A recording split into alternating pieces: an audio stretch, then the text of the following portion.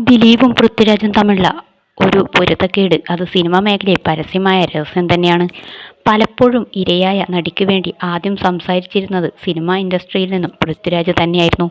ഈയൊരു കേസുണ്ടായ ശേഷം ഇതിൽ ദിലീപ് കുറ്റവാളിയാണ് എന്ന് എല്ലാവരും പറഞ്ഞ ആ സമയത്ത് അമ്മ എന്ന സംഘടനയിൽ നിന്നും ദിലീപിനെ പുറത്താക്കണമെന്ന് ആദ്യം ആവശ്യപ്പെട്ടതും പൃഥ്വിരാജ് തന്നെയായിരുന്നു.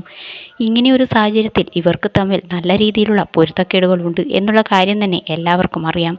ഇരുവരും ഒന്നിച്ച് സിനിമകളും ഇനി ചെയ്യില്ല എന്നുള്ള കാര്യവും പരസ്യമായ കാര്യം തന്നെയാണ്.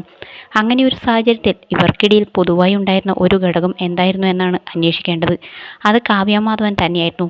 ദിലീപും കാവ്യയും ഒന്നിച്ച് അഭിനയിച്ചതുപോലെ പൃഥ്വിരാജും കാവ്യയും ഒരുപാട് സിനിമകളിൽ ഒന്നിച്ച് അഭിനയിച്ചിരുന്നു. ഈയൊരു ജോഡി മലയാളത്തിലെ ഭാഗ്യജോഡികൾ തന്നെയായിരുന്നു.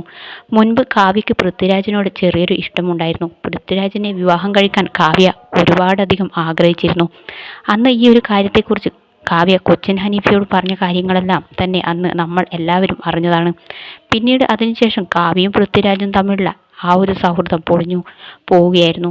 നല്ല അടുത്ത സുഹൃത്തുക്കൾ തന്നെയായിരുന്നു കാവ്യയും പൃഥ്വിരാജും. എന്നാൽ പെട്ടെന്നായിരുന്നു ഇവർക്കിടയിലെ ആ സൗഹൃദ ബന്ധം രണ്ടായി വേർപിരിഞ്ഞത്.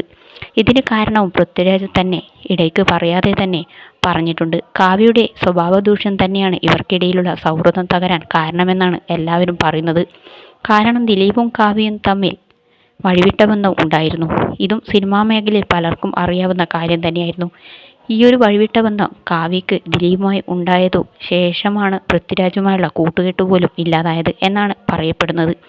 കാവ്യയ്ക്ക് സിനിമാ ഇൻഡസ്ട്രിയിൽ അത്ര നല്ല പേരൊന്നും അല്ലായിരുന്നു.